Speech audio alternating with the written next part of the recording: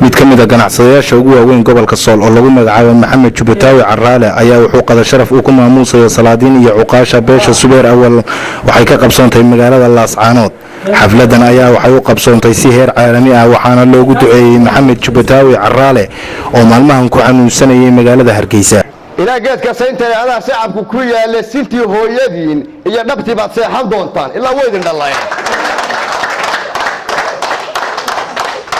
sintii hooyadiin iyo dhabtii baad seexan doontaan sidii la arki jiray ka wata waa sarreyn jireen muusana salaanku rabaan saari doonaa aad baa mahadsantiin baan leeyahay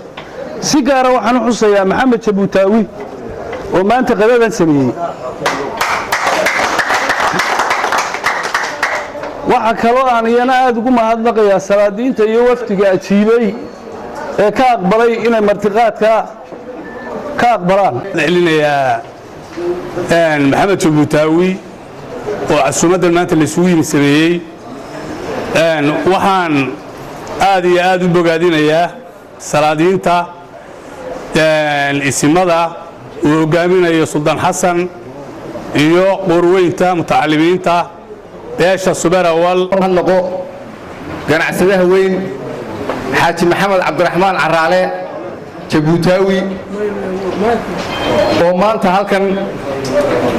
casuumadan balaanaad aragtaan isugu keenay beelaha Subeer Awal iyo beelaha Fiqishin iyo Dhulbaante anta waxaanu si kaliya laaba idinku ducaynaynaa beesha Dhulbaante iyo Fiqishin dadweeyna baa Allah idin barakeeyo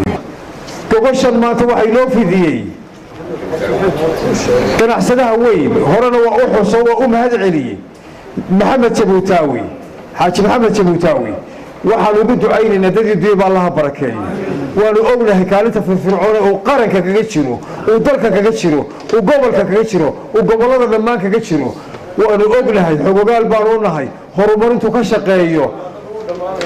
إن شاء الله بسم الله الكريم الودوينك حتى قيب لله كقاته والله صعنا ما أنت لو